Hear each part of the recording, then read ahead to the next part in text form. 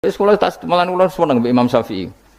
Kowe dirasani wong ning ngarepmu, diomongi, ambek dirasani seneng ndi? Seneng dirasani cara kowe. Cara Imam Syafi'i buktike wibawa, buktine ngomong ning ngarepmu rawani.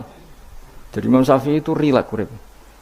Ya Aba Abdillah, orang yang tadi muji-muji jenengan itu kalau di luar maki-maki jenengan. Jadi alhamdulillah. Kok bisa itu kan bukan pengkhianatan. Berarti saya wibawa, di depan saya enggak berani itu. Wong iku suwan Imam Syafi'i, ya cium tangan ya hormat. Tapi setelah di luar menghujat. Singkat cerita dilaporkan ke Imam Syafi'i. Orang yang tadi nyium tangannya jenengan itu di luar ngerasani jenengan. Jadi Imam Syafi'i, alhamdulillah berarti aku wibawa, mendengar kurawani.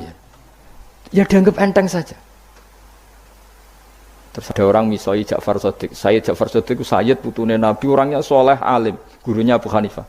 Di antaranya gurunya Abu Hanifah itu Sayyid Ja'far Shadiq. Itu kalau dihujat orang diomongin ini, dimaki-maki, sampai ke rumah.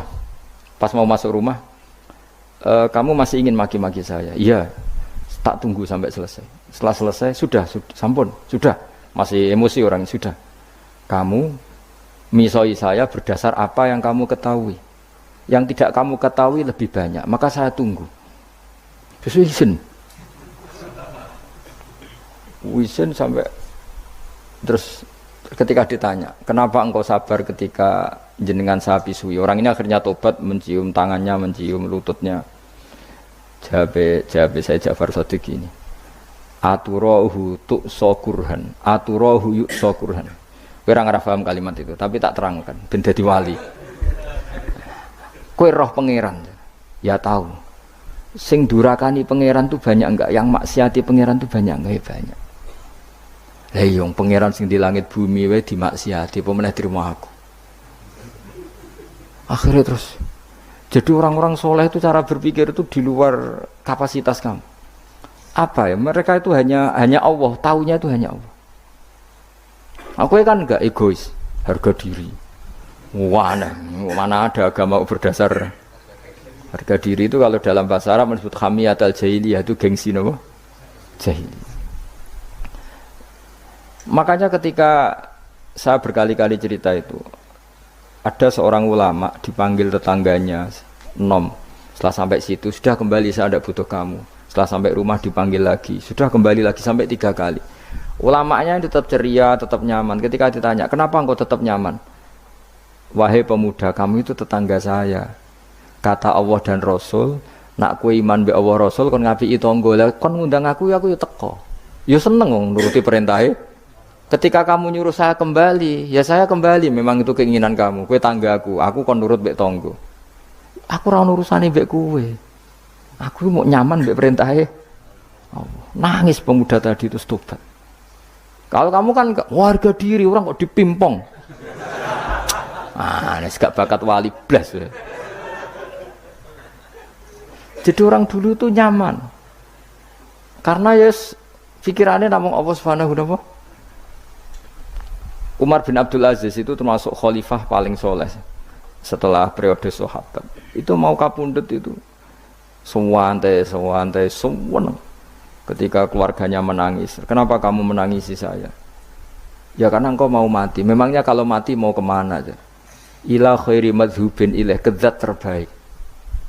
Terus aku mbok kon urip awar kowe gak jelas iso ngrumat aku ta ora. Anak Allah malah jelas. Saiki apik ndi urip mbek wong ora jelas sampai sing jelas. Ya wis terus kapundhut. Kowe kan gak mati ku wedi. Dosane akeh. Lah mungkin nak urip terus ora dosa apa to ngene. Gaya tok asline. Dosa kula jek kathah Gus kok mati terus. Ya malah apik mati ora dosa meneh. Biasa wae nek mati biasa karena potensinya kamu urip suwi ku dosane apa taat meneh. Ya jawab. Potensine. Dosa meneh apa taat meneh? Apa ya dosa ya taat. Terus pas mati pas taat atau pas dosa?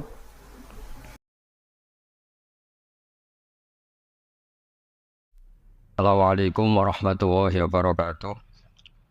Waalaikumsalam warahmatullahi wabarakatuh. Bismillahirrahmanirrahim. Rabbi shrah li sadri wa yassir li amri wahlul 'uqdatam min lisani yafqahu qawli. Allahumma shalli wa sallim wa barik ala sayyidina Maulana Muhammadin wa ala alihi wa sahbihi ajmain amma ba'du. Niki ngaji guys, wae eling-eling itu. Kula aja eling tenan nggih didhawuhi Mbah Mun.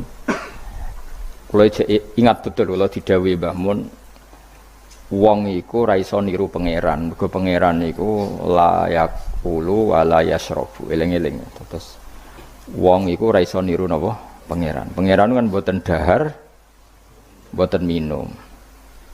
Sehingga untuk menuju jalannya Allah, iku gelem ra gelem iku anut makhluk. Lane wong keliru muni sithik-sithik langsung anut pangeran. Pangeran iku ora dahar, ora minum. Berarti dari zate pangeran itu tidak mungkin kita tiru. Mergo laisa kamislihi syai'un. Makanya ketika kita berdoa di Fatihah, rungokno tenan. Ketika kita doa di Fatihah seperti ihdinas siratal mustaqim iku siratal ladzina an'amta 'alaihim. Mestine normale kan tunjukkan kami jalan yang lurus, yaitu sirotoka, jalan engkau ya Allah. Itu tidak seperti itu, tapi sirotol ladzina an'amta 'alaihim, jalannya mereka yang telah engkau beri nikmat. Karena manusia enggak mungkin niru Allah langsung, mergo Allah itu mboten apa? Mangan mboten minum. Artinya kita ini bisanya niru ya niru wong ketemu wong, hadis ketemu hadis. Sebab itu sakjane wong toreko ya ana benere ketika mengatakan wong kudu di guru. Cuma tak arani ono benere kok enggak fairnya kan kadang maknani guru itu hanya mursyid. Sebetulnya ngomongnya ndak usah seperti itu ya. Semua orang harus punya sanad. Sanad di thariqah disebut mursyid, ning ilmu hadis disebut rawi, ning kepesantrenan disebut napa? Kiai atau guru. Tapi problem sebagian orang itu kan asobia. Thariqah yang penting itu duwe napa? Mursyid. Nah, mahasiswa penting di dosen. Karena apa itu tadi rungokno tenan awas kena salah. Orang itu ndak bisa niru Allah, sing iso ditiru padha-padha manusa. Mulane ihdinas siratal mustaqim siratal ladzina an'amta. Anut dalane wong sing telah engkau beri nikmat. Ya, yang telah itu siapa? Ya sing wis mati. Iku sing mesti kena dinut sing wis mati. Tapi problem wong mati niku terserah sing nyejarahno. Padha wae iki misale anut Abdul Qadir Jilani utawa anut Imam Ghazali, rawine hok utawa penafsirnya goblok. Ya mau kados kula ngaji sore tak contohno, ana wong saleh alim jagungan mbek wong ayu utawa ketemu wong ayu takok-takokan ning perapatan. Terus mbok simpulno nak ngono jagungan mbek wong ayu iku. Lha kan goblok banget. Padahal iso wae wong iki faktor tangga sehingga ngregani utawa kebetulan cawe wedok mau takok bab haid. Gelem ra gelem kan kudu dijawab. Dan kesunatannya jawab pancen ning perapatan, nek ning omah rapati sunat. Tak jamin secara fikih. Semakin di depan umum semakin baik karena ketemu perempuan yang tidak mahram baik di depan umum maupun baik dhewean. Baik di depan umum. Tapi kadang-kadang wong sing ra iso ngaji malah ngono kok ngarepe wong akeh tok dhewean ya malah bahaya tuh bocah kok. Wong ra tau ngaji ku repot. Makanya kiai-kiai itu nak nyemak mbak-mbak itu rata-rata malah di depan umum. Memang bagus di depan umum kalau ketemu orang yang tidak mahram. Mergo pikirane wong ra macam-macam. Pantangane seperti dawuh Nabi la yakhluwanna rajulun bimra'atin. Ndak boleh orang persepen. Ya dadi nek ati tangga ayu, nek ben jagongan ku depan umum. Ben ra macam-macam. Nak kono gelem lho. Mestine ora gelem jagongan mbek cah elek. Tapi kadang orang berpikir, ojo ngarepe wong akeh mari ditiru. Lah asal di depan orang banyak itu harame rapati nemen kaya dhewe. Tapi kan tetap nak disimpulno itu boleh repot. Tak baleni malih ya. Dados dalane Allah iku kudu niru wong, ora oleh langsung niru Allah mergo Allah iku mukhalafatul lawati niru wong. Mulane wazkur Ismaila wal Yasa. Kanjeng Nabi sing kekasih Allah kon niru Nabi Ismail, Nabi Yasa, Nabi Nabudal. Maksudnya niru wong. Misalnya Ismail di prestasi mengorbankan dirinya untuk abahnya, yaitu ngewangi bangun apa Ka'bah dan siap disembelih. Nabi Yasa di prestasi seperti ini, Nabi Dzulkifli punya prestasi seperti ini. Iku dawuh pangeran kena eling aku, iku eling hamba-hambaku sing saleh. Mergo eling Allah langsung tuh tidak bisa karena ada problem apa? Allah itu mukhalafatul lil hawadis. Lah saiki wong kudu ora iso ngaji, muni langsung anut Kanjeng Nabi. Kowe anut Kanjeng Nabi itu artinya apa? Pastikan riwayatnya benar dulu. Nabinya pasti benar, tapi riwayat yang sampai ke kita. Pertanyaannya bukan kita anti anut Nabi, memastikan riwayat itu Benar atau tidak? Setelah riwayat itu benar, maknanya benar enggak? Bisa saja maknanya salah. Kayak kelompok-kelompok yang mudah mengkafirkan orang itu maknanya hadis salah. Memang Nabi ngendikan laisa minna ya tidak termasuk golonganku wong sing tau bodoni. Tapi maksudnya Nabi ya dalam konteks itu tidak termasuk golonganku. Bukan berarti dia sama sekali tidak termasuk umatnya Kanjeng Nabi. Karena dalam banyak hadis Nabi ngendikan syafaati li ahlil kabair min ummati. Umatku sing tahu dosa Allah berhak mendapat syafaat. Andai kan orang yang pernah bodoni langsung enggak umatnya Nabi, berarti menjadi kafir. Nah dulu dari hadis laisa minna. Ora termasuk golonganku wong sing nate bodoni man ghasyana. Banyak kalau nuruti itu banyak, tidak termasuk golonganku sing bodoni, termasuk golonganku yang itu kan banyak yang dicap Nabi enggak. Riwayatnya benar tapi pemaknanya salah. Makanya ada pepatah masyhur itu kalau dalam tradisi ulama itu laula murabbi lama arafna rabbi walau lal ulama lama arafnal iya laula murabbi umpama ora ana sing didik aku lama arafna rabbi kita ndak akan ngerti Tuhan ingsun.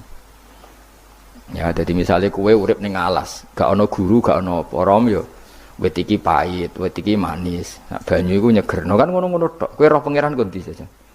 Wah saya belajar filsafat sendiri. Maling rom kidang mbok bedak, roh celeng mbok bedak. Jenenge ra ono siapa-siapa.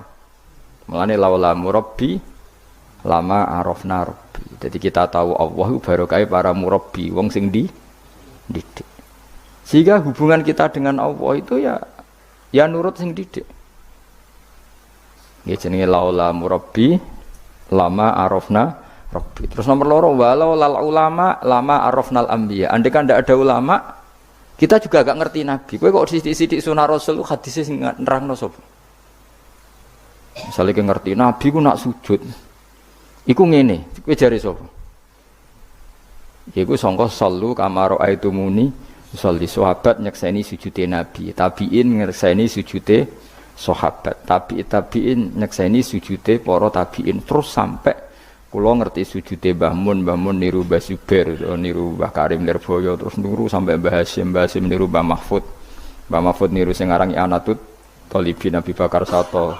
Beliau niru Utsman Ad-Dimyati, terus niru Sayyid Zaini Dahlan ya, terus saya Utsman Ad-Dimyati terus sampai Kanjeng Nabi Muhammad sallallahu alaihi wasallam.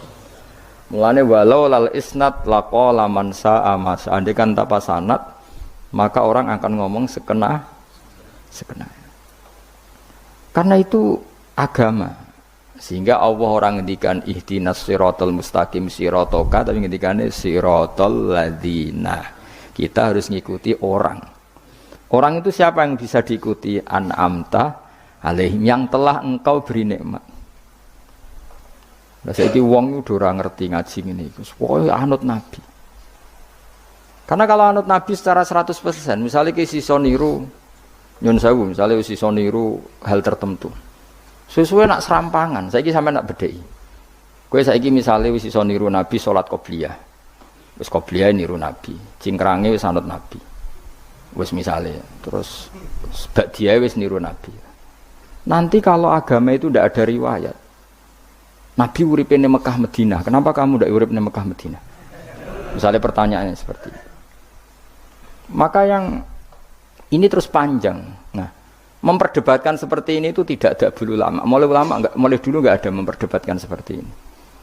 Karena ulama lah yang tahu cara pandang usul fikih ini. Nabi ketika nempat di Madinah itu jenenge waqi'atu ainin, satu fakta. Sementara Nabi nak nasrul Islam itu misi. Saya ulang lagi ya, Nabi nempat di Madinah namanya waqi'atu ainin, satu fakta. Tapi Nabi nasrul Islam, menyebarkan Islam itu satu misi, satu himmah, satu cita-cita. Sehingga kalau ulama ditanya, kamu hidup di Madinah tapi enggak bisa menyebarkan Islam, dengan hidup di Uni Soviet tapi menyebarkan Islam, milih mana? Sehingga Sayyidina Ali karramallahu wajhah itu milih pindah ke Najaf, ke Irak. Karena beliau menganggap Madinah sudah cukup aman Islamnya, aman peradabannya. Beliau ingin menyebarkan Islam di bawah kemana? Kufah, yaitu tenggene Najaf. Nah, tapi gak bisa kamu katakan Sayyidina Ali gak niru Nabi. Nabi urip nang Madinah kok dekne pindah. Pindah putih? Irak. Tapi karena pertanyaannya bisa dibalik, nak tetap ning Madinah, corong Jawa nguyai segoro tahsilul hasil. Karena mendakwai sesuatu yang sudah jalan. Tapi kalau ke Irak, menyebarkan agama. Iwak tuh galeng ini, nak kue neng Papua, aku nggak masjid sebagai pendiri. Tapi nak kue neng kota, ngurmat masjid itu untuk opah, misalnya milih nanti. Coro golek ridane pangeran. Nah, misalnya. Jadi ulama usul fikih yang tahu duduk perkaranya itu. Ya sudah, kita harus ngikuti ulama. Karena dia yang tahu, beliau-beliau ini yang tahu cara pandang. Mulane laulal ulama lama arrafnal ambiya. Dulu ketika era murni itu orang sedekah itu biasa, mesti diterima. Hadiah ya biasa mesti diterima. Tapi ketika era Umar bin Abdul Aziz, beliau jadi khalifah, dulu seperti itu namanya sedekah, sekarang suap. Semenjak itu ada aturan baru, kalau orang sedang jabat, kok dikasih hadiah orang berperkara itu enggak boleh karena potensinya. Dulu enggak kebayang ada suap itu, karena orang kalau ngasih ya ikhlas, bahkan diterima itu sudah senengnya bukan. Nah, saya gak salam template sidik ngatur kiai. Mulai dolim. Terus jalukane ora aneh-aneh, ora sekedar ngundang pengajian, jaluk swarga. Amit-amit tenan. Justru iku mari ra swarga, wong salam template ngono kok jalukane apa? Jadi saya ulang lagi ya. Eling-eling ya makalah ulama. Laula murabbi lama arafna rabbi, walaulal ulama lama arafnal anbiya. Karena kita butuh sanad. Kalau kamu tanpa sanad, maka membayangkan Islam itu sesuai yang kamu bayangkan tadi. Jadi misalnya kita bayangkan Nabi itu figur yang begini-begini. Padahal kadang Nabi itu figur yang secara ilmu soleh itu malah kadang nggak iso nalar. Sing iso nalar itu ilmu yang riwayat. Misalnya gini, Nabi itu punya sisi unik. Kalau dahar itu di depan umum. Ya kadang sampai di luar di depan umum. Terus kalau memperlihatkan sebagai manusia itu ya diperlihatkan. Kenapa? Karena Nabi jadi Nabi itu setelah Nabi Isa. Nabi Isa karena begitu sempurna malah kecelakaan dianggap pangeran. Sehingga Nabi itu kalau dari di depan umum. Terus Nabi istrinya banyak. Karena untuk mempertegas bahwa Nabi itu tidak Tuhan. Karena ciri utama Tuhan itu tidak beristri, tidak beranak, tidak makan, tidak minum. Jadi kamane cara bahasa modern itu Nabi justru bikin kontra dengan Tuhan supaya kelihatan tidak sebagai Tuhan. Nak loro yo bangga, nak dahar yo bangga, nak ngombe yo bangga. Justru itu bagus, itu di ranah ilmu. Tapi nak di ranah rasa kowe kan seneng di panutan sing terkenal ora tau mangan. Terkenal ora tau ngombe. Kan kesane kan luweh wow, luweh keren. Tapi secara ilmu itu tidak bagus karena nanti ada potensi kecelakaan dianggap Tuhan. Itu contoh-contoh kecil. Jadi itu ilmu. Lah yang tahu itu ya tak ulang lagi ulama. Justru Nabi ketika sakit, ketika dipanah ya luka, ketika diantemi wong kafir ya berdarah-darah. Itu bagus. Orang enggak perlu memitoskan Nabi itu orang yang misalnya nak dipanah ra tedas. Dibacok ra apa-apa. Iku gak Nabi pendekar jadi paham. Jadi, tapi ini secara ilmu dan sahabat nggak pernah kecewa misalnya nyon sewu Nabi dipanah kok popo ya ora kecewa ya seneng aja. Karena mereka diajari Nabi, aku itu gak pangeran. Nggak ini saya cerita. Jadi andai kan agama itu tidak berdasar sanad, tidak berdasar ilmu, maka orang akan menghayalkan agama dengan pikirannya sendiri. Itu kan seperti orang idolakan Gajah Mada wah Gajah Mada terlalu sempurna sampai musno, jadi gak ono kuburane, balik neh ning langit. Soale tok ndi lah musno terus macam-macam. Nah, bayangkan kalau agama disepertikan itu, betapa bahayanya. Makanya agama itu butuh apa? Sanad. Karena sanad ini yang menjaga konstitusi apa? Agama. Makanya eling-elingin apa? Laulal ulama lama arafnal anbiya walau la murabbi lama arafna rabbi. Kita tidak pernah tahu Tuhan kecuali. Nah, maka guru ini posisinya kuat sekali. Saking kuatnya posisi guru, ya guru yang seperti ini sampai ada pepatah tadi man ta'allama bila sayhin fasehu setan. Orang belajar tanpa guru berarti gurunya itu setan. Karena ekstrimnya tadi ekstrimnya guru, ekstrim. Pokoknya orang tanpa guru itu. Nah kemudian terus mulai ada dominasi. Orang toreko hanya nganggap itu mursyid, mahasiswa yang nganggap itu dosen misalnya. Terus di tradisi ilmu itu guru. Sebetulnya itu tidak itu semua, yaitu bagian dari itu, tapi tidak itu semua. Yang penting itu ada sanad. Sehingga cara pandang itu tadi. Nabi di Madinah itu waqi'atu ainin, satu fakta sosial. Meskipun dengan segala Madinah, tetap itu satu fakta sosial. Buktinya zuriyahnya Rasulullah terbanyak hidup di Kufah. Mulai Sayyid alim-alim di Kufah, setelah itu pindah ke Yaman. Apakah pindah ke Yaman itu berarti meninggalkan tempat yang pernah disinggahi Rasulullah? Tidak seperti itu. Tapi ciri utama Nabi itu dakwah dan nasrul ilm. Dan yang butuh zaman itu Yaman ya ke Yaman, yang butuh itu ke Indonesia ya ke Indonesia. Nah, andai kan sunnah Rasul dimaknai secara sepihak, kudu urip ning Madinah. Berarti orang Islam sekali gak ning Madinah gak dianggap sunnah Rasul. Wah, kan terus panjang jadinya. Makanya terus ada ilmu, yaitu namanya usul fikih. Usul fikih itu yang ngatur itu semua, yang bisa nganalisis. Caranya gampang saja. Zaman Nabi Sugeng itu sudah nyuruh Sayyidina Ali ke Yaman, disuruh dakwah ke Yaman. Beberapa sahabat disuruh ke daerah-daerah terpencil. Artinya apa? Andai kan yang ditempati Nabi Madinah itu jadi sentral harus orang di Madinah, Nabi tidak akan menyuruh orang keluar dari. Tapi nyatanya mereka disuruh keluar demi kepentingan dakwah. Berarti keluar dari Madinah itu bukan meninggalkan sunnah Rasul. Akhirnya terus jadi ilmu. Makanya terus dibedakan mana waqi'atu ainin, mana yang misi. Tentu didahulukan apa misi atau himmah. Jadi itu harus ada ilmunya, memang seperti itu. Misalnya termasuk yang paling terkenal saya contohkan berkali-kali. Nabi itu kalau sedekah ya pakai tamar. Kalau uang ya pakai dinar. Tapi ilmu kita tahu maknanya itu adalah alat tukar. Sehingga di Indonesia kita sedekah pakai rupiah. Kalau Nabi pakai tamar, kita ganti beras karena maknanya kut, makanan pokok. Ojo kok pepeh niru Nabi. Lagi niru Nabi saiki berarti sedekah rupiah gak niru Nabi. Nabi enggak pernah sedekah pakai rupiah, tapi pakai apa? Dinar. Lah itu terus ada ilmunya. Yaitu disebut ada ilmu waqi'atu ainin. Kebetulan Nabi orang Mekah, maka sedekahnya pakai dinar. Di era itu orang Mekah seringnya dahar kurma.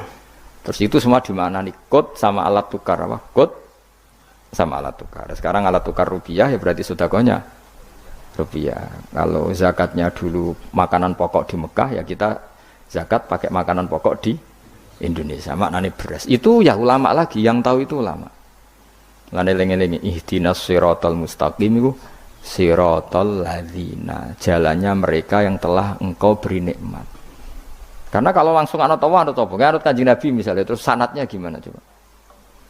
Misalnya sholat madhep Ka'bah. Itu ya sudah kita anut Nabi, sholat itu madhep Ka'bah. Tapi zaman Nabi teng Madinah itu luas masjid Madinah itu sudah lebih dari luasnya Ka'bah. Iki eling-eling. Dina ana wong fanatik Ka'bah itu fanatik presisi Ka'bah itu rapati ngaji. Zaman Nabi Sugeng itu luas masjid Madinah itu sudah lebih luas ketimbang Ka'bah. Ka'bah itu hanya 18 kali 16 meter. Saya rungokno 16 sampai 18 meter diameternya itu. Berarti kalau ingin kenceng Ka'bah semua masjid harus luas maksimal itu 18 meter. Karena kalau masjid itu 50 meter berarti ujung yang sana sama sana itu sudah tidak center Ka'bah. Kalau ingin center harus bentuk U. Loh iya kan? Kalau Ka'bah itu 18 meter, kalau ingin kenceng Ka'bah berarti masjid semua harus berapa luasnya? 18 meter. Nanti kalau 50 meter yang ujung sana sama ujung sana, bodoh utopia, bodoh. Tapi zaman Nabi Sugeng itu masjid di Madinah itu sudah lebih luas ketimbang diameter. Itu menunjukkan bahwa madhep Ka'bah itu tidak harus persis Ka'bah untuk jarak yang jauh, cukup jihah itu namanya arah. Ya terus seperti itu. Lagi-lagi laulal ulama lama arafnal anbiya. Kemudian nasah mansuh. Kalau sampean belajar textbook, Nabi Ibrahim bojone akeh, Nabi Dawud bojone akeh, Nabi Sulaiman apa meneh. Kowe langsung anut. Ya tidak bisa. Ulama yang tahu ini syariat yang sudah mansukhoh, sudah dihapus ketentuan. Ya begitu terus seterusnya. Ngilangin najis ya begitu, terus ngelola anak ya begitu, semuanya. Terus ulama ngarang fikih detail itu, disebut kitab fikih itu. Ada Fathul Qorib, ada Fathul Mu'in. Jadi kamu tidak bisa berdiri sendiri memahami agama. Makanya laulal isnad laqala man sa'a masa. Andaikan tidak ada sanad, maka orang akan semau gue. Karena dia punya pikiran, kebetulan dia kiai, dianggap itu pikirannya Islam.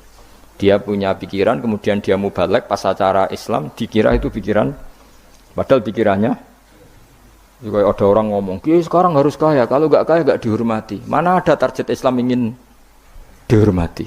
Itu satu kesalahan. Bilang harus kaya, mana ada di antara hukum fikih itu kaya itu harus. Mengharuskan sesuatu yang tidak wajib itu dosa besar. Ijabu malam wajib. Itu sudah salahnya kebanyakan. Terus target supaya dihormati, mana ada target Islam orang yang ingin diridani Allah, pengen dihormati uang. Lucu meneh kan itu mesti pikirannya sendiri, tidak mungkin itu pikiran Islam. Ya dari lagi ya laulal isnad laqala man sa'a masa. Andai kan tidak ada sanad, maka orang mau ngomong apa saja ngomong. Terus dibutuhkan sanad. Termasuk hal-hal sing ekstrim, itu juga butuh sanad. Misalnya ini contoh paling gampang ya. Ada dua orang saling bunuh, sama-sama mukmin, sama-sama membawa pedang tarung, terus yang satu terbunuh. Zaman Nabi Sugeng itu ngendikan al-qatil wal maqtul finnar, yang bunuh dan yang dibunuh di neraka. Buktinya zaman sahabat itu iskal itu janggal. Hadza al-qatil ya Rasulullah, fama balul maqtul. Oke, kalau yang terbunuh, yang membunuh masuk neraka saya sepakat ya Rasul. Tapi kalau yang dibunuh dosanya apa? Jawab Nabi, innahu kana harison ala qatli sahibi. Yang terbunuh sebetulnya mentalnya pembunuh, cuma nasibnya. Maka yang diukur Islam itu himmah, bukan nasib. Dia terbunuh itu fakta, tapi mentalnya pembunuh, sehingga dia harus masuk neraka karena mentalnya pembunuh. Nasibnya terbunuh, tapi mentalnya pembunuh, sehingga al-qatil wal maqtul finnar. Nah itu seperti itu, kalau nggak kita pakai riwayat nggak bisa, kita masih pakai logika yang qatil di neraka, yang maktul di surga. Maka jangan-jangan kita di Indonesia bisa saja kita ini Islamnya luar biasa, karena justru di Indonesia itu kita dakwah.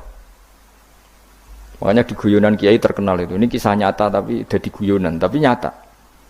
Ada orang dari beberapa negara yang sudah tertib manajemen, jadi imam masjid digaji, muadzinnya digaji.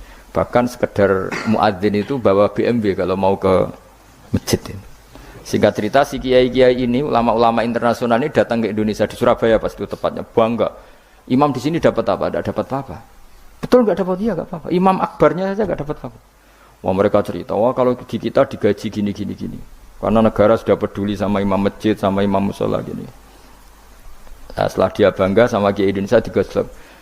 Makanya kamu sholat terus ya, takut potong gaji. Itu kagetnya bukan main yang ulama-ulama internasional. Karena kalau satu bulan itu gajinya pas itu cerita 70 juta yang kelas Timur Tengah itu. Bisa kamu bayangkan berarti per sholat berapa ya? Kan satu sholat itu 5 ya, 5 kali 30 berapa? 150. Berarti per sholat nilainya sekitar 1 juta ya?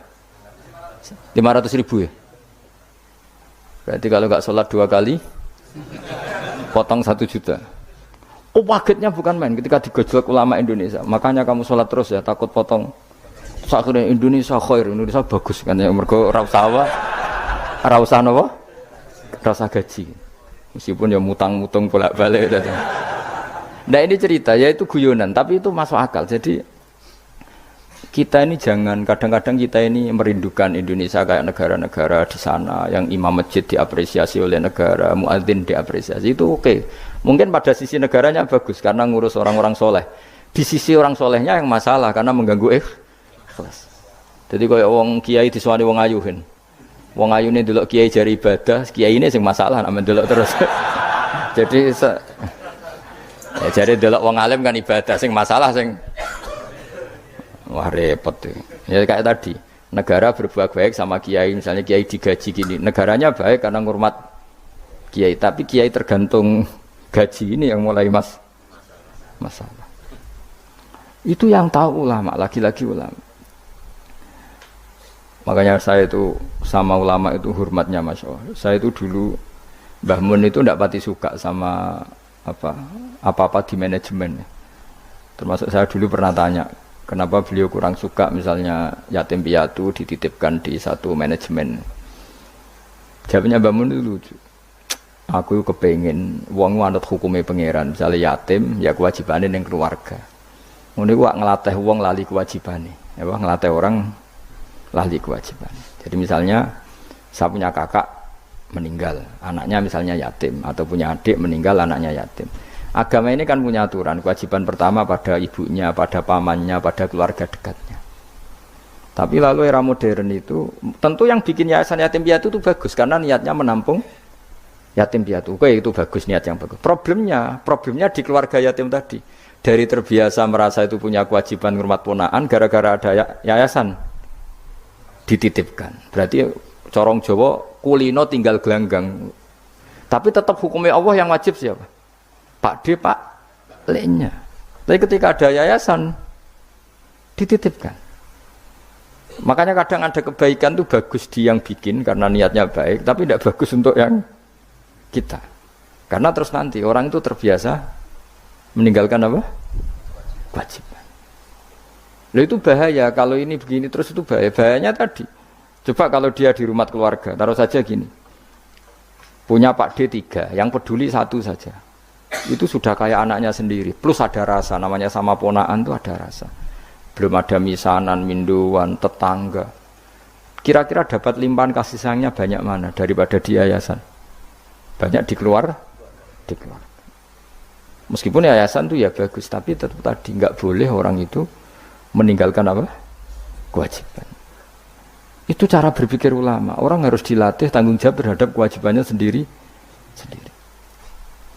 Makanya tadi ya, jadi pepatahnya itu. Tapi tetap yayasan itu baik. Tapi problemnya tadi, terus wong kulino tinggal gelanggang cara Jawa. Profesi yo gitu. Misalnya ben pinter di pondokno. Sebetulnya al-madrasatul ula itu ibu. Anak mbok pondokno sekira tanggung jawab. Sebetulnya pelajaran pertama dari anak adalah perilaku orang tua. Enak terus pondokno pasrah no kiai. Mun yai kula pasrah bongko anak-anak kula dedekno wong saleh. Terus piye karepe sing di anak iku sapa? Percontohan anak itu pertama orang tua. Tapi saiki nah kiai ini apa? Gawe lembaga pendidikan ben orang bisa belajar. Wong tuane sing kuwaco. Terus ora tanggung. Makanya lucu kan akhirnya kiai itu sakake didik santri seneng akhirat mulai diwari kedunyan meneh mbek wong tuane. Dadi anggere mulai kambuh. Mondok apik neh kok mulai. Karena tadi.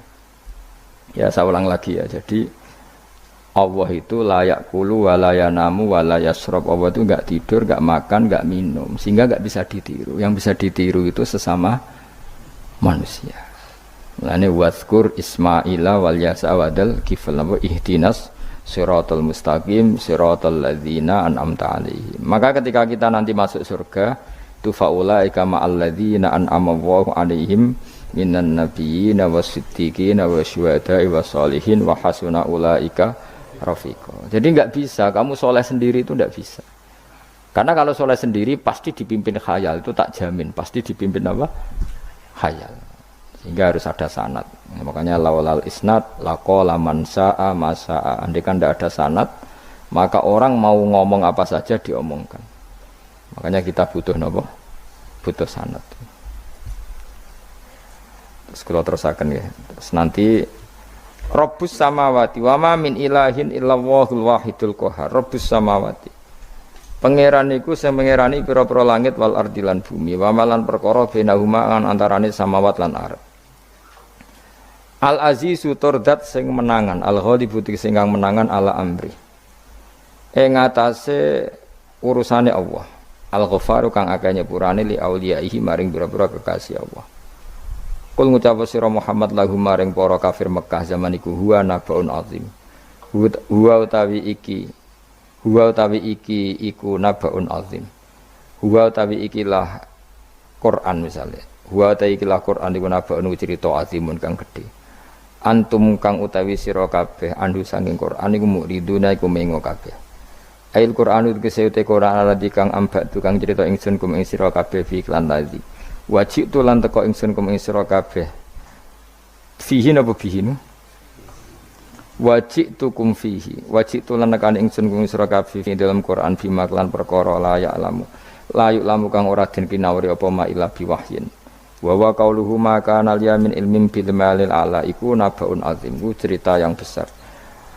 Maka ora ana iku liya kedhe ingsun min ilmin saking pengetahuan bil malaila ala kelawan percakapane malaikat papan atas dari malaikati idyaqtasimu nalikane berdebat sapa ngake fisani Adam ing dalam masalah Nabi Adam hina qala wa taala inni ja'ilun fil ardi khalifah in huwa ora ana ta kabeh iku in iyuha ilayya maka nal yamin ilmin bil malaila ala idyaqtasimun iyuha ema yuha tegese ora den wahyu ana ilaya maring ingsun apa illa annama kecuali sak temne ingsun ani sak temne ingsun nazirun iku wong sing ngekeki peringatan mubinun kang jelas oleh ngekeki peringatane bayinul ingdar tegese banget oleh ngekeki peringatan waskuran ilinga sira iskola nalikane dawa sapa rabbuka pangeran sira lil malaikati maring malaikat inni khaliqum basaram mintin inni sak temne ingsun khaliqun dat sing gawe ingsun gawe basaron ing manusa mintine sange lemah wa utawi basar iku Adamu Adam.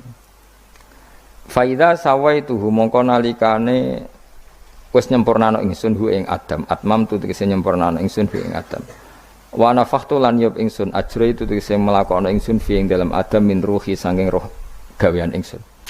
Wa namanani sandut kula man min ruhi saking roh gawean ingsun. Ora bermaknane min ruhi saking roh ingsun. Berarti Adam ditiup ruhi Allah terus di Adam ada ruhi Allah, kowe dadi setengah Nasrani, kowe dadi Roh Kudus iki, dadi mulane repot. Dadi namane iki sanut aku wis. Pokoke min ruhi sange roh sing digawe ingsun ya rada bulet manen. Fasara mengko dadi sapa Adam khayan dadi urip. Nah, wa idhofatur roh utahe ngidhofano lafat roh ilahi maring min ruhi ku tasrifun mung ngekeki penghormatan di Adam maring Adam. Lagi-lagi ini malaikat. Malaikat itu di malaikat itu kan yo duwe pikiran. Terus iblis yo duwe pikiran. Sing padha-padha pikiran niku ya rada bener iblis. Pikirane lho ya. Tapi nurute bener malaikat. Jadi umpama agama kanut pikiran ya bener iblis. Mergo cara berpikir iblis iku Adam ku sangka lemah, aku sangka api. Berarti keren aku. Nah cara pikirane malaikat wis ora mikir mbok mulya ndi dikongkon yo manut. Jadi agama ini sanad. Agama ini seorang lagi napa? Sanad. Sakjane cara tauhid ya keberatan. Aku ana istilah Baitullah ya keberatan. Wong Baitullah maknane omahe Allah sing takok. Allah manggon wirdi ning Ka'bah. Jadi kita harus ngikuti ulama. Dikatakan Baitullah itu nama penghormatan. Sesuatu itu mulia, maka disebut Baitullah. Bukan berarti Allah nempat di situ. Mergo Allah ndak butuh napa? Tempat. Jadi itu kan jelimet mang. Lagi-lagi yang tahu itu ulama. Masjid ya dikatakan Baitullah. Lah misalnya iki masjidnya pangeran, malah nambah maknane lucu. Masjidnya pangeran. Jadi iki tempat sujudnya pangeran. Nah, kacau kae. Tapi berhubung wong ra paham alhamdulillah demun iki masjidnya pangeran. Jajal maknane bahasa Arab. Iki masjidnya pangeran, maknane terjemah. Iki tempat kacau. Ibarat kayak bodoh ora roh nek iku kacau. Jadi kuat. Ya mulane anut ulama. Jadi diarani Baitullah apa? Dikatakan daleme Allah maknane apa? Idhofatut tasyrif. Napa idhofatut tasyrif? Maknane omah sing mulia sampai diistilahno daleme Allah. Wis kudu bulet ngono kaya niki napa? Wa idhofatur roh lahu napa? Tasyrifun li Adam. Jadi ora kok wa nafakhtu fihi min ruhi Nabi Adam tak kei rohku iku ora, tapi sebuti tak tiup dari roh sing roh iku urusanku. Tapi ora ruhi Allah iku mboten. Niku jenenge apa wa idhofatur roh ilaihi napa? Tasyrifun mok bentuk penghormatan li Adam maring Adam. Wa ruhu terro iku jismun jisim latifun kang alus. Yahya kang dadi urip bi kelawan ikilah jisim. Yahya kang dadi urip bi sebab ikilah jismun sapa alin sanu manusa binufudhihi kelawan tembusir roh fil jismi. Faqo mongko napa njungkel sira kabeh lahu maring Adam sajidina kali sujud kabeh. Sujud tahiyatin kelan sujud penghormatan. Keyakinan Imam Suyuti ini bil inhinai mok kelawan diluk. Di Imam Suyuti ya rada unik. Jadi pikiran Imam Suyuti itu, tapi itu tidak disepakati ahli tafsir. Ketika Adam diciptakan itu, ayo sujud, hanya diluk gini. Jadi tidak sampai sujud kayak sholat, itu pikiran Imam Suyuti. Karena Imam Suyuti itu masih meyakini sujud yang kayak sholat itu mukhtasun lillah, hanya untuk Allah. Itu pikiran Imam Suyuti. Makanya beliau menafsirkan sujud itu hanya diluk. Tapi nak cara Senawi Banten umumnya ulama mengatakan ya nak malaikat itu sampai sujud kayak sholat. Tapi bukan niat sujud ke Adam, tapi karena itu perintah Allah. Jadi hakikatnya sujud kepada perintahnya Allah, bukan ke makhluk yang bernama Adam. Artinya gini, pentingnya ulama ngendikan gini, tidak akan pernah ada syariat makhluk disuruh sujud ke makhluk. Lagi-lagi pentingnya ulama. Jadi tidak bisa, misalnya kamu berdasar cerita Nabi Adam, oh kalau gitu saya boleh sujud ke Nabi Muhammad, saya boleh sujud ke guru, tidak bisa. Selamanya tetap tidak bisa. Karena ketika malaikat sujud ke Adam, hakikatnya mereka hanya sujud terhadap perintahnya Allah Subhanahu wa Ta'ala, bukan sujud ke makhluk. Karena sujud ke makhluk sampai kapanpun tidak pernah sah atau tidak pernah boleh. Jadi pilihannya dua. Nak cari Imam Suyuti, sujudnya hanya apa? Diluk, kayak diluk pas apa? Kayak orang-orang Cina itu, pokoknya diluk gini. Kedua, atau memang kayak sujud pas sholat, tapi bukan niat sujud ke Adam sebagai makhluk, tapi sujud karena itu perintahnya Allah Subhanahu wa Ta'ala. Jadi hakikatnya sujud kepada Allah. Makanya kalau dalam ngaji-ngaji ulama itu agama ini dari awal unik. Allah melarang sujud kepada batu, tapi kita sholat itu madhep Ka'bah. Kemudian juga ada batu. Makanya kita harus menanamkan bahwa semua sujud itu lillahi ta'ala. Dan soal ada arah, ya penting arah. Nggak mau arah madhep segoro kidul, lah repot. Jadi arah itu mau dipakai kesepakatan untuk menunjukkan kalau kita muslim, arahnya sujud itu ke Ka'bah. Tapi tetap sujud kita hanya lillahi ta'alanya karena Allah. Saya ulang lagi ya, jadi itu pentingnya ulama. Hanya ada dua versi. Satu, malaikat tidak sujud kayak sholat, tapi hanya diluk. Ini cara Imam Suyuti napa sujud tahiyatin bil inhina napa bil inhina. Tapi kalau banyak ulama mengatakan ya sujud betul, tapi tidak niat sujud ke Adam, tapi tunduk kepada perintahnya Allah Subhanahu wa Ta'ala. Fasajata mongko sujud sapa al malaikatu malaikat kulluhum sakabehane malaikat ajmauna khalis kabehane kabeh.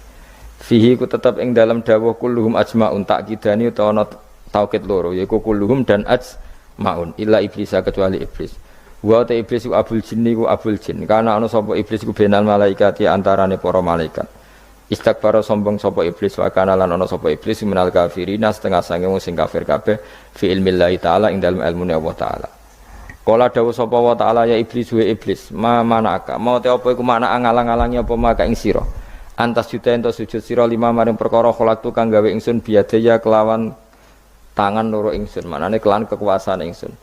Maknane yadaya di maknane nah mbek ulama. Mergo nak maknane tangan kok repot nah. Berarti Allah duwe tangan. Terus dirubah mbek Imam Suyuti diciptakan dengan tangan saya sendiri. Maknane apa?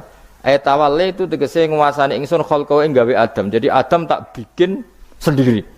Maknane ya pokoke ngono. Dadi biadaya itu istilah penghormatan. Bukan hakikatnya Allah bikinnya pakai tangannya. Wa hadza utawi iki ku tasrifun iku bentuk penghormatan di Adam maring Adam. Fa inna kulla makhluqin mongko sak temene hakikate kabeh makhluk ya tawala nguasai sapa Allah khalqahu ing gawe kula makhluk. Astakbarta am kunta minal alin. Astakbarta ana ta sombong sira al ana ing dalem saiki anis sujudi istifhamu taubihin.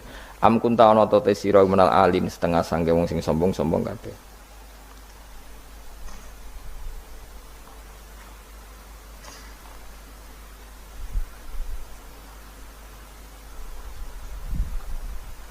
Ana Imam Suyuti.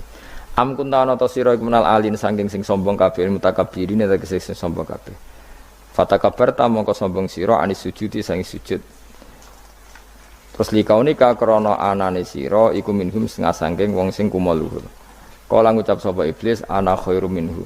Ana uta ingsun khairun wa apik minhu tinimbang Adam. Kula niku karena lebih keren timbang Adam. Kholak ta damel panjenengan ingsun minarin saking materi api wa kholak ta lan damel panjenengan ing Adam mintinin saking materi napa lemah. Kala dawuh sapa sinten kala dawuh sapa Allah. Fakhrus mongko metu sira minha saking swarga minal jannati swarga wakila minas samawati sing pira-pira langit. Jadi sebetulnya mulai dulu itu ya ada khilaf. Fakhrus minha itu dari surga atau wakilah minas samawat. Fa innaka mununanis debat orang penggawean. Surga zaman Adam itu sama enggak dengan surga yang nanti untuk kita di surga? Wong ya sama. Kalau sama sekarang di mana? Mus ribet wong nganggur-nganggur wis ribet. Wong bus warga ora mesti kok geger perkara kok. Sangat parah. Yesi Yahudi takok anu niku takok apa?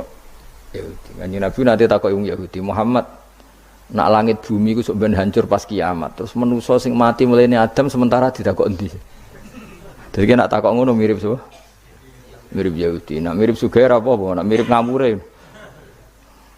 Jadi agama ini selalu disoal pakai akal. Jadi agama tanpa akal ya ora iso berdiri, tapi kalau terlalu bawa akal itu ya repot. Ya makanya tadi itu pentingnya riwayat. Seorang lagi pentingnya apa? Riwayat. Makanya coro Imam Malik itu enggak suka sama agama di logika itu enggak suka. Karena nanti orang yang punya logika terus merasa lebih punya otoritas terhadap apa? Agama. Ya wis sesuai ngono agama iku angel oleh nerangno sampean agama iku. Sampai saya kita bedheki, Nabi Adam diusir kondi swarga. Terus swargane Nabi Adam saiki didakoni. Mergo swarga iku luase sak langit bumi. Lah nek iku saiki didakoni ndi wong. Swarga lebih luas ketimbang langit. Kan enggak mungkin sesuatu yang luas diletakkan di yang sempit. So, akhirnya Mu'tazilah enggak percaya anane swarga zaman Nabi Adam. Jadi swarga sing cerita Adam itu tidak sama dengan surga yang nanti arduhas samawati wal ard. Jare ahli sunnah ya sono. Lah ning ndi wis ra roh pokoke ono. Ya itu kan sama-sama terus diterusno wong debat. Ya sudah guys. Nak cara aku wis mlebu sik kok gampang nerangno nek wis bar roh. Secara teori kan gitu, ora roh kok nerangno ya sakwise roh. Ya sudah sampeyan bu swarga wae lagi apa? Lagi nerangno. Pas aku nerangno kowe ra ning swarga ya wis ra ketemu. Wis kono enak nang cangkem elek ngono wis aku ben nerangno kowe ra ning kono ya wis akhire gak. Apa cocokan sampean? Aku tak nerangno swarga lah sing kono ben nerangno neraka. Mergo roe neraka. Agama iku unik. Ya karena tadi apa ya? Dari awal agama ini kaum yakilun, tapi akal yang berlebihan itu ya mengganggu agama. Ya sudah makanya saya ulang lagi itu riwayat ya. Sebagian ini apa? Riwayat. Inna hadzal ilma dinun fangzuru amman ta'khuduna dinakum. Agama ini ilmu. Kemudian kamu harus dari sanad yang benar, ya. Dari sanad yang apa? Dari sanad yang benar. Ya sudah seperti itu. Mana cok kulon setuju model kayak sholat sunat safar tidak harus madhep kiblat terus. Jadi agama ini sudah unik. Misalnya gini, sholat fardu kan wajib kiblat, tapi ada sholat yang nggak usah madhep kiblat, yaitu sunat safar. Misalnya orang di pesawat gini-gini. Karena guling-gilingan, nah, hakikatnya kiblat itu tidak fokus kita namun Allah Subhanahu wa Ta'ala. Jadi memang agama, tapi lagi-lagi itu butuh riwayat. Seorang lagi butuh riwayat. Kalau nggak pakai riwayat terus kayak Abu Nawas kabeh. Karena tadi Amerika, saya ulang lagi Amerika, itu kalau dibor pas New York itu kena Ka'bah. Lah logikanya kalau arahnya pas itu kan bebas arah. Berarti orang Amerika oleh sholat bebas. Tidak bisa seperti itu. Ya tetap anut konsensus ulama sana atau tradisi sana, kiblat itu ngambil arah mana? Karena dia pas. Ya bumi yang ada arah itu secara akal kan hanya rubuk 1/4. Makanya kalau kamu belajar falak itu ada rubuk. Lainnya itu sudah tidak ada arah. Misalnya bumi bulat bola, yang sama atas dikatakan sama-sama di atas. Ya kadarnya hanya 1/4. Lainnya itu sudah dikatakan samping. Makanya seperti Denmark itu ada daerah yang siang itu sampai 3 bulan, entah berapa siklus sekian puluh tahun. Ada yang lebih lama siangnya sampai 18 jam. Kalau di Eropa kadang puasa itu sampai 18 jam. Ada yang selalu nggak kena matahari kayak kutub utara, kutub selatan. Nah makanya kalau misalnya sholat itu ngikuti apa? Kalau ngikuti matahari orang kutub sholatnya hanya maghrib, isya, subuh. Gak wajib poso orang tahu ono brino misalnya. Ya tidak bisa seperti itu. Jadi kalau nuruti logika kan terus berdebat terus. Tapi kalau nuruti rasa sebagai hamba, orang kutub butuh sujud sama Allah, orang kutub butuh loyal sama Allah dengan memperlakukan puasa. Ya sudah, akhirnya kita harus puasa. Nah, lalu kalau ukurannya matahari, mereka tidak punya matahari. Memangnya puasa itu penyebabnya wujudnya matahari apa penyebabnya loyalitas sama Allah Subhanahu wa taala? Loyalitas. Kalau penyebabnya matahari ya berarti kalau nggak ada matahari nggak usah apa? Nggak usah seperti itu cara berpikir. Makanya ngikuti ulama. Karena ulama yang tahu tradisinya Allah dan Rasul. Ya seorang lagi ulama yang tahu tradisinya Allah dan Rasul. Meskipun ya kadang saya enak ide ulama. Mergo ya kadang ya mau kalau bolak-balik ngomong enggak diterang nombek cangkem elek ora paham-paham. Makanya masyhur itu ada kiai di debat sama orang rodok PKI. Pak Kiai, kalau setan dari api masuk api kan biasa. Terus susahnya apa? Mau materinya dari api itu. Kiai iku mek lemah, swawarna raine. Loro, Cung, nggih sakit. Jare wong kok lemah, kena lemah kok loro. Karena serak kena diterang, no?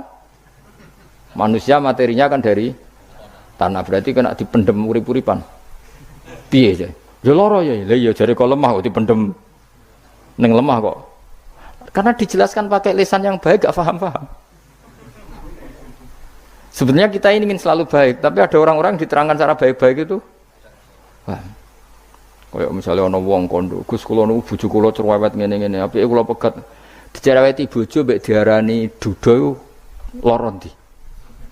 Oh lara diarani duda isen. Kowe payu rabi dicereweti, ambek ra payu rabi jomblo, sakit mana? Sakit distatuskan jomblo. Malah kena dicereweti sabar prestasi baru. Mesti wong ku diwolak-walik. Lan jarpe sekolah tak malah kula seneng mbek Imam Syafi'i. Kowe dirasani wong ning ngarepmu, diomongi, ambek dirasani seneng ndi? Seneng dirasani cara kowe. Cara Imam Syafi'i buktike wibawa, buktine ngomong ning ngarepmu rawani. Jadi Imam Syafi'i itu rileks urip. Ya Aba Abdillah, orang yang tadi muji-muji jenengan itu kalau di luar maki-maki jenengan. Jadi alhamdulillah. Kok bisa, itu kan bukan pengkhianatan. Berarti saya wibawa, di depan saya enggak berani gitu. Wong iku suwan Imam Syafi'i, ya cium tangan ya hormat. Tapi setelah di luar menghujat. Singkat cerita dilaporkan ke Imam Syafi'i. Orang yang tadi nyium tangannya jenengan itu di luar ngerasani jenengan. Jadi Imam Syafi'i, alhamdulillah berarti aku wibawa, mendengar kurawani. Ya dianggap enteng saja. Terus ada orang misoi Ja'far Shadiq. Sayyid Ja'far Shadiq itu Sayyid putune Nabi, orangnya soleh alim, gurunya Abu Hanifah. Di antaranya gurunya Abu Hanifah itu Sayyid Ja'far Shadiq. Itu kalau dihujat orang diomongin ini, dimaki-maki. Sampai ke rumah. Pas mau masuk rumah, kamu masih ingin maki-maki saya? Iya. Tak tunggu sampai selesai. Setelah selesai, sudah, sampun, sudah. Masih emosi orang, sudah. Kamu misoi saya berdasar apa yang kamu ketahui. Yang tidak kamu ketahui lebih banyak, maka saya tunggu. Sesuai izin. Izin sampai terus ketika ditanya, kenapa engkau sabar ketika jenengan saya pisui? Orang ini akhirnya tobat, mencium tangannya, mencium lututnya. Jawab saya Ja'far Shadiq ini. Aturahu tu'so kurhan, aturahu yu'so kurhan. Kowe ora paham kalimat itu, tapi tak terangkan ben dadi wali. Kowe roh pangeran. Ya tahu. Sing durakani pangeran tuh banyak enggak? Yang maksiati pangeran tuh banyak enggak? Ya banyak. Lah iya pangeran sing di langit bumi wae dimaksiati, apa meneh terima aku.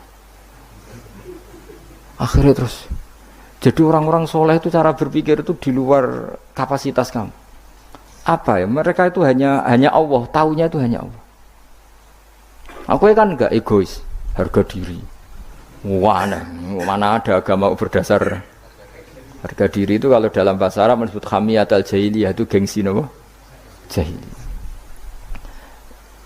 Makanya ketika saya berkali-kali cerita itu, ada seorang ulama dipanggil tetangganya, nom, setelah sampai situ, sudah kembali, saya tidak butuh kamu. Setelah sampai rumah dipanggil lagi, sudah kembali lagi sampai 3 kali.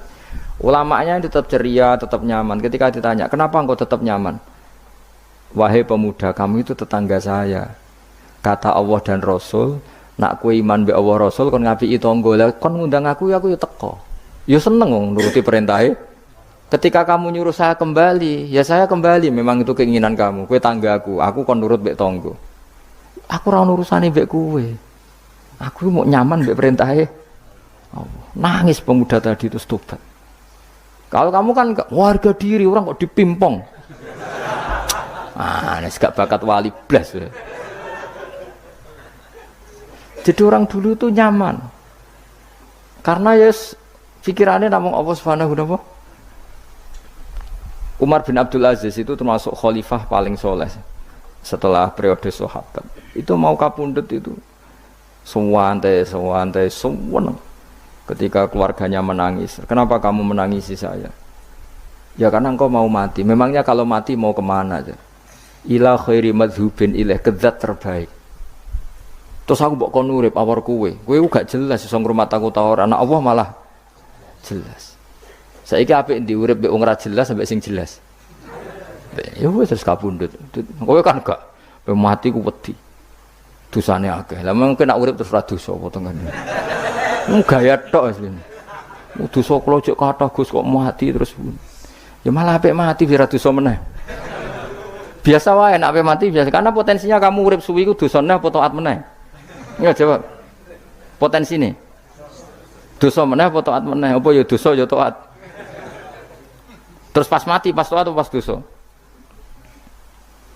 Ya ora usah ngono biasa ae. Ape mati, mati ae matur pangeran Gusti nak saene mati nggih. Mati mawon nak saene urip nggih. Urip mawon Gusti semua anut jenengan wis. Zaman kula urip sing ngrumat nggih jenengan, mungkin sampean mati sing ngelola nggih napa? Jenengan pun donya sing ngurusin jenengan. Kan sebenarnya kalau kita berpikir gitu kan nyaman. Zaman kamu hidup yang mengendalikan jantung, paru-paru, oksigen juga Allah. Dan kamu enggak tahu caranya, tahu-tahu hidup. Tapi setelah mati dikubur kamu iskal. Lalu sistem pernafasan saya gimana setelah saya mati? Memangnya zaman yang donya kowe roh. Oh karena ada oksigen. Terus oksigen wujudnya karena apa kowe ya ora roh. Oksigen dari zat gini lah zat iku kok sapa ya ora roh. Mau gaya tok ngomong mau tetep akhirnya ora roh. Nanti kadang kalau gawak mbek goblok seraro kabeh dari awal mau alam semoga gak usah nerang. Nah, artinya gini, kalau zaman di dunia kamu tidak bisa mengelola diri kamu sendiri, juga sama setelah mati tidak bisa mengelola diri kamu sendiri. Semua itu al-amru biyadillah, semua itu dalam kekuasaan Allah Subhanahu wa ta'ala. Ya sudah, alaihi tawakkaltu wa ilaihi unib. Ya sudah, kita pasrah saja dan kita hanya kembali kepada Allah Subhanahu wa ta'ala. Ya sudah, itu agama. Tapi nak bawa logika pakai akal.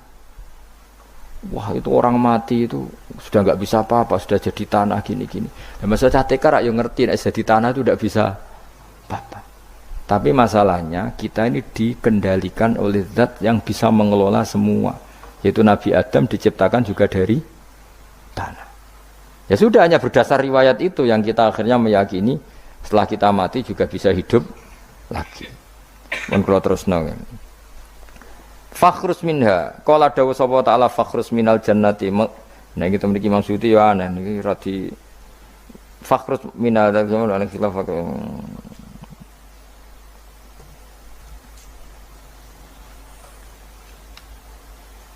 Fakhrus mangko metu sira minha sangi jannah minal jannati swarga wa qila minas samawat. Fa inna ka mangko sak temne sira rajimun wong sing dilanati matrudun sing ingkang dilanati. Wa inna alaika lan sak temene kowe ngatasi sira laknati lanat ingsun ila yaumiddin maring tumeka hari pembalasan il jaza.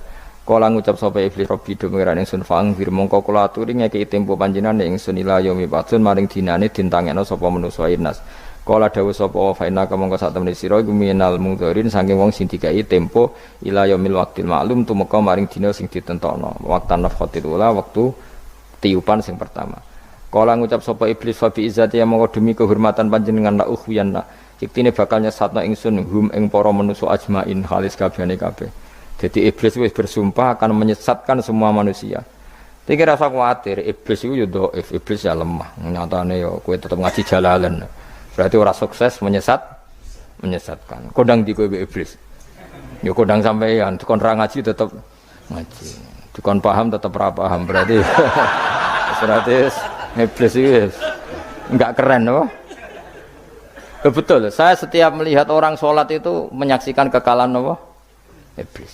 Jadi iblis itu ya kalah orang kok hebat ya ora. Biasa mawon, ora usah sing hebat ya namung pangeran. Illa ibadaka kecuali kaulane panjenengan saking ibad al-mukhlasina sing ikhlas kabeh. Jadi dari awal iblis wis menyerah ngadepi orang sing ikhlas. Ikhlas itu dimulai dari awalnya. Cara bahasa Inggris pokoknya hilir sampai hulu sampai hilir kudu ikhlas kabeh. Misalnya kita duit, yakin nek iku wae Allah. Sehingga kita ketika ngasihkan orang itu kamu enggak merasa itu milik kamu. Sehingga enggak gampang undat. Selagi itu kamu benar keduanya awalnya salah itu masih mungkin tidak ikhlas. Uang ini milik saya, tak kasihkan kamu dengan ikhlas. Kalimat milik saya ini menjadikan suatu saat kamu jadi undat-undat karena milik saya. Tapi kalau ikhlasnya dari depan, uang ini milik Allah, ilmunya bahak milik Allah. Terus tak kasihkan kamu juga hambanya. Dari awal kan merasa saya tidak punya apa-apa. Tapi selagi saya ikhlasnya hanya separuh, ilmu saya tak kasihkan kamu karena Allah, berarti masih potensi enggak ikhlas ya. Jadi kalau ngelatih ikhlas itu harus dua-duanya. Kamu punya uang milik Allah, punya ilmu milik Allah, punya jabatan milik Allah, kemudian kamu kasihkan sesuai perintah Allah, itu lebih mudah ikhlas karena la haula wala quwata illa billah. Selagi masih separuh saja salah, itu potensi berikutnya juga ikut salah. Misalnya aku ngurmat cahaya yatim kok ikhlas, duitku tak kena. Kata duitku itu menjadikan suatu saat. Dulu tak rumat loh, saiki jebule lali aku. Tapi kalau alhamdulillah saya pernah digerakkan Allah ngurmat cahaya yatim dengan milik Allah juga. Sehingga kita sekedar pernah melakukan ketaatan ini senang. Enggak penting berikutnya anak yatim ini nanti peduli kita apa enggak, enggak penting. Itu ikhlas ya. Ikhlas itu sesuatu yang semuanya lillahi ta'ala ya. Dan inna sholati wa nusuki wa mahyaya wa mamati lillahi rabbil alamin. Itu iblis wis menyerah. Kecuali hamba jenengan sing ikhlas. Qala fal haqqu wal haqqu aqul. Binasbi fal haqqu mongko te barang kebenaran wal haqqu aqul.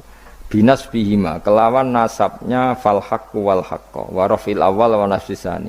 Fanasbu bil fi'li ba'da wa nasbu awal kila bil fi'lil mazkur wa kila alal masdar ya haqqu hiqqu al haqqu wa kila ala nasi harfil qasam wa rafu ala mubtada'un mahdhufil khabar fal haqqu minni wa kila fal haqqu qasami wa jawabul qasam la amla amna yaktine bakal ngebae ingsun jahanam ing neraka jahanam mika sange sira bi dzurriyyati katik lan dzurriyyah panjenengan manan sange wong tabi kang anut sapa man ka ing sira minim sange para manusa ajmaina hadis kabehane kabeh.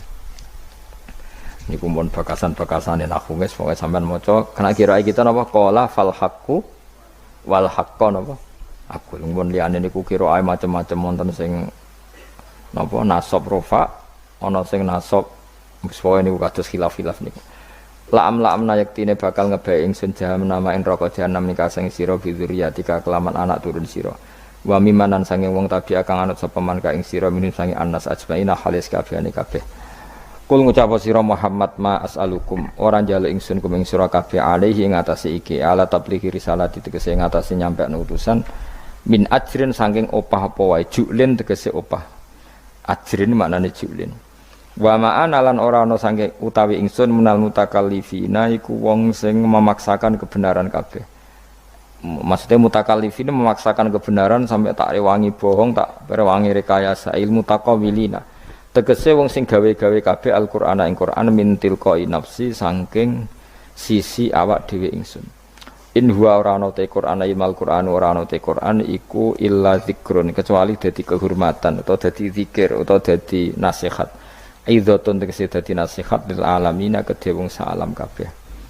Lil insi tegese kedhe manusa wal jinni lan jin. Wal uqala ilan pira-pira wong sing duweni akal dunal malaikati ora kok malaikat niki tapi niki nggih pendapat dunal malaikati mau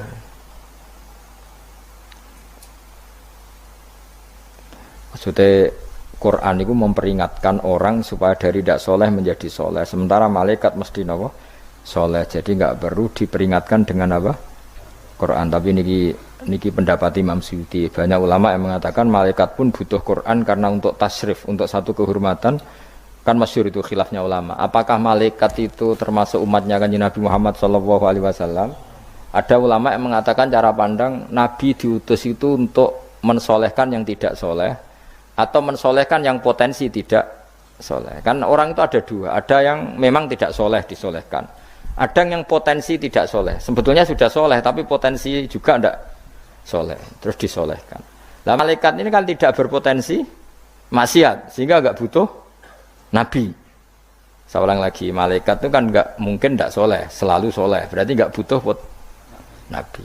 Itu cara pikiran Imam Suyuti, sehingga dia mengatakan Quran itu memperingatkan semuanya kecuali malaikat, karena malaikat tanpa diperingatkan sudah soleh. Tapi kata ulama yang lain tidak seperti itu. Malaikat tetap senang sebagai umatnya Rasulullah Shallallahu Alaihi Wasallam karena butuh status tasyrif. Tasyrif itu keren. Nanti takoi ke melok kelompok isopo, melok kelompok Kanjeng Nabi Muhammad Shallallahu Alaihi Wasallam. Sehingga kalau nanti ditanya Allah, mimman anta misalnya, min ummati habibika Muhammad, itu keren. Kayak termasuk umatnya kekasihmu Nabi Muhammad Shallallahu Alaihi Wasallam. Lalu kamu ngikuti apa? Yo min ahsani kitabik, macam ngikuti kitab terbaikmu ya Allah. Sehingga mereka ikut umatnya Nabi bukan karena disolehkan tapi karena tasrif, satu kehormatan. Itu yang diikuti ulama tradisi kita ahli sunnah, ngikuti yang pendapat itu, ngikuti bahwa malaikat pun suka dikategorikan umatnya Kanjeng Nabi Muhammad Shallallahu Alaihi Wasallam karena nambahi tasrif. Nambahi apa? Tasrif. Masyhur itu Imam Suyuti dalam hal ini. Kita ngikuti ulama mayoritas, bukan ngikuti yang ini. Masyhur kan Jibril ditanya, kan itu ketika Jibril ketemu Nabi Muhammad ditanya, untungnya apa kamu jadi safir? Safir itu kira-kira terjemahan bebasnya panitia saya. Jibril itu kan ya jauh dari langit turun bumi, dari langit itu kan jauh. Terus kamu untungnya apa? Karena Jibril itu tahu betul peristiwa yang pernah dilakukan Allah. Yaitu kayak apa malaikat yang di langit bisa diusir karena kesalahan tertentu. Malaikat yang sok suci kayak siapa itu Harut Marut juga dihinakan seperti itu. Dan Jibril tahu betul Allah itu yaf'alu ma yasha. Jadi yang sekarang malaikat bisa saja jadi pokoknya tahu betul Allah bisa melakukan apa saja. Karena Jibril tahu betul Allah karena dia ketua malaikat. Kan kita tahu misalnya ada sejarah siapa? Harut Marut, dari malaikat menjadi hina seperti itu. Terus Jibril akhirnya tanya, ya sudah, Jibril punya apa? Terus ditanya Nabi, kamu untungnya apa setelah jadi safir saya, jadi panitia yang ngurusi wahyu? Terus kata malaikat Jibril, saya tidak pernah merasa aman. Apakah saya selalu dalam posisi ini, posisi terhormat, kecuali setelah menjadi safir, menjadi pelayan kamu, ketika aku distatuskan oleh Allah. Apa itu? Innahu laqaulu rasulin karim dzi quwwatin inda dzil arsy makin muta'in tsama amin. Terus ganti fa amin tu ba'du. Baru setelah itu saya merasa aman, bahwa posisi saya aman karena Quran itu abadi ila yaumil qiyamah ila mala mi'adalah. Pokoknya Quran itu abadi dan di Quran itu saya distatuskan muta'in tsama amin. Berarti saya merasa aman, tidak akan dirubah kestatusan saya malaikat semenjak saya jadi safirmu. Intinya Jibril juga mendapat kehormatan karena ngitmai Quran. Paham ya? Makanya kita di sini mengatakan ini pendapat Imam Suyuti, tapi hampir semua ulama berpendapat apa? Malaikat pun ikut mendapat berkahnya Kanjeng Nabi Muhammad Shallallahu Alaihi Wasallam. Jenenge apa? Berkah tasrif. Napa berkah napa? Tasrif, jadi punya status kehormatan. Lah yang dikatakan Imam Suyuti itu murni logika. Logika tadi, yang namanya Quran itu memberi peringatan supaya enggak soleh menjadi soleh. Dan malaikat tidak butuh itu karena sudah selalu soleh. Ya, jadi itu logika saja. Tapi kita berkeyakinan malaikat pun butuh, tapi untuk kehormatan. Jadi wala ta'lamunna, yang ilan yaktine bakal ngerti temen sira kabeh ya kufar Makkah penduduk Mekah naba'ahu ing ceritane Quran. Niki ayat populer kula. Jadi kita ini pasti akan menyaksikan kebenaran beritane Quran ila yaumil kiamat. Sebut sanurihim ayatina fil afaqi wa fi anfusihim hatta yatabayyana lahum annahul haq. Wala ta'lamuna yaktine bakal ngerti sira kabeh ya kufaro Makkah wong kafir-kafir Mekah nabahu ing ceritane Quran khabar sidqihi. Tegese cerita kebenarane Quran ba'da khinin sause kok. Tapi iki dawuh pangeran. Terus Imam Suyuti nafsiri yaumil kiamah. Ya, tapi ini lagi-lagi tafsir ya, bukan Quran. Jadi cara Imam Suyuti, kamu akan tahu berita kebenarannya Quran setelah kiamat. Tapi nyatanya sebelum kiamat pun kita tahu banyak tentang berita benarnya apa? Quran. Nggih saya beri contoh ngeten nggih. Niki ben nambah iman kula jenengan teng Kanjeng Nabi Muhammad sallallahu alaihi wasallam. Nabi itu kan orang yang mukjizatnya jelas Quran. Ya jelas kita sepakat Nabi itu orang yang mukjizatnya itu ngendikan Konstantinopel. Nabi itu orang Mekah. Itu orang Mekah, orang Madinah. Itu ngendikan Turki, itu kan jauh sekali karena Turki itu ikut barat. Tapi Nabi zaman itu ngendikan lataf tahunnal Konstantinia, kamu pasti nanti menaklukkan Konstantinopel. Terus Nabi menyebut pasukannya, menyebut tentaranya. Terus al-amru kama akhbarahu, kemudian kenyataannya Konstantinopel zaman Nabi itu kan hanya menguasai Mekah Madinah. Dereng duki putih-putih, tok Syria itu era Umar. Tapi era Pangeran Fatih pun berapa ratus tahun setelah Nabi baru menaklukkan apa? Konstantinopel. Mergo Nabi nate dawuh mulai sekarang sampai kiamat uridot alia umati, umatku dipertontonkan. Jadi Nabi sempat delok kalau cara Jawa TV lah. Jadi menawa Nabi ya pirsa kowe ngaji Jalalain paham ora paham ya. Ini termasuk daftar yang diperlihatkan kepada Nabi. Jadi ini akhir zaman ono wong ngaji nggo 3 perangkat kitab, pulpen, rekaman. Jadi apa kitab, pulpen, rekaman. Harusnya kamu lebih alim dibanding ulama dulu karena mereka salah satu kelas napa? Rekaman itu. Itu perso. Yang paling unik dari semua peristiwa itu nggih sekuaruan nggih peristiwane Suraka. Suraka niku sahabat rapati ganteng ndik. Nabi sering nak gojlok Suraka. Suraka suatu saat kamu pakai apa mahkotanya Raja Kaisar. Raja Kisra, Raja Persia. Yang Romawi lah, Romawi. Romawi itu Kaisar apa? Kaisar.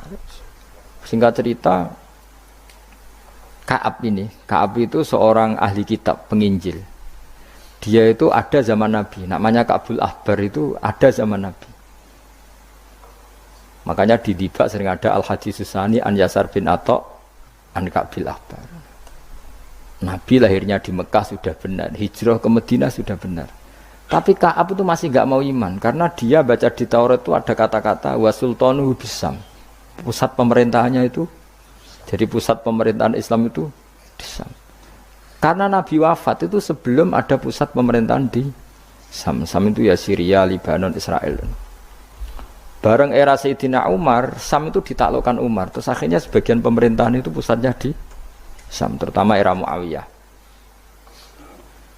Terus Nabi itu gojlok, kalau ketemu Suraka gojlok. Suatu saat kamu itu pakai bahasa Arabnya itu pakai mahkotanya Raja Romawi.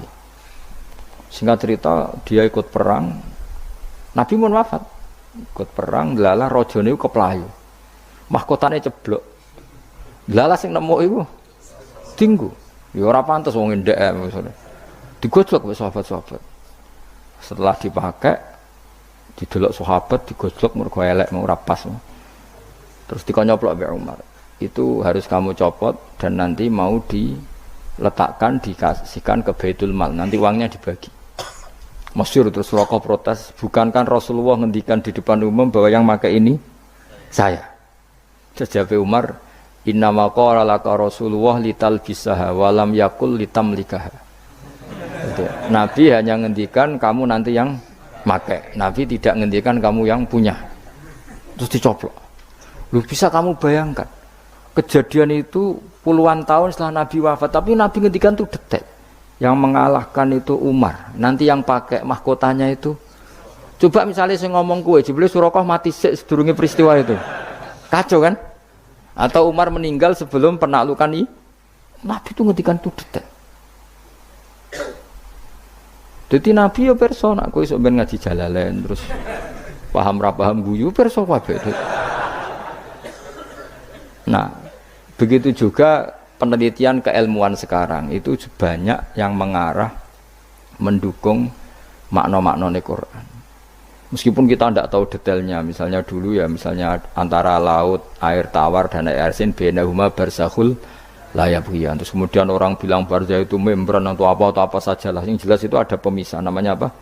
Barzah, antara laut asin dan laut apa? Tawar. Begitu juga misalnya awalam yaro annas samawati wal ardo kanata ratqan fafataq nahuma wa ja'alna minal ma'i kullasyai'in. Jadi dulu bumi itu ya satu pulau, kemudian pisah-pisah, kemudian terus ya sudah ada yang jadi laut tadi terus. Itu teori keilmuan itu sama, bahwa dulu misalnya Jawa sama Sumatera itu satu bumi, satu pulau, kemudian dipisah.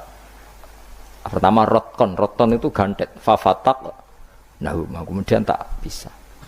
Lah iya, makanya Allah sudah ngendikan wala ta'lamunna naba'ahu ba'dakhin. Kamu akan tahu cerita kebenaran Quran ini tunggu saja setelah ini.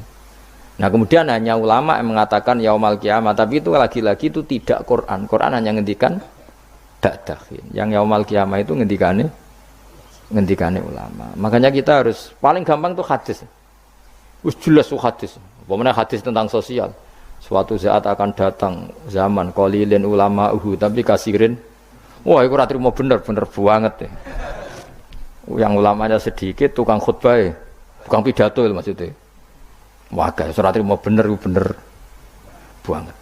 Dan itu Nabi ngendikan tuh detail, terutama sampean delok. Saya kan punya kitab namanya Sirah Nabawiyah, juga punya kitab banyak lah tentang itu sampai Imam Bukhari itu kenangannya itu. Imam Bukhari yang meriwayatkan hadis suatu saat kamu membuka Konstantinopel itu masih Kristen. Semua Konstantinopel rawinya itu ya nggak ngerti, pokoknya ngomong aja sanate ngono muni ngono. Ditakoki lah kapan, Bos, pokoknya sanate ngono. Tapi sekarang jadi nyata Konstantinopel Turki itu dulu ketika Imam Bukhari meriwayatkan hadis itu masih dikuasai apa? Kristen. Tapi Nabi ngendikan detail delok tentang Bukhari, Kitab Alamatin Nubuwah. Itu detail sekali. Innakum sataftahuna Misra, kada sataftahuna itu sampai padahal Nabi buatan menangi terbukanya Irak, terbukanya beberapa negara Nabi buatan menangi, Pak. Tapi zaman Nabi ngendikan detail. Sataftahuna qaisar fala qaisar ba'da wasaftahuna rumfal. Itu detail. Sampai ya tadi sedetail nanti yang pakai mahkotanya itu kamu. Suruh. Terus setelah nyata maksudnya nyata itu ya memang bener-bener sing nemu itu Surabaya kok ora liya. Ya karena Nabi nanti ngendikan uridot ale umat itu, jadi semua yang akan terjadi ila yaumil qiyamah itu pernah uridot, namun dipertontonkan, diperlihatkan ning kanjeng Nabi Muhammad sallallahu alaihi wasallam terus dihentikan. Makanya saya jamin asal riwayat itu sahihah, saya ulang lagi asal riwayat itu sahihah dan benar nisbat itu ke Nabi pasti akan terjadi sesuai dawuh kanjeng Nabi Muhammad sallallahu alaihi wasallam. Dan kalau ada yang tanya, tapi saya pernah baca hadis ini kok nyatanya enggak terjadi, itu berarti ada masalah di riwayatnya apa? Ada masalah di riwayatnya. Tapi kalau asal hadis itu sahih, salah lagi apa?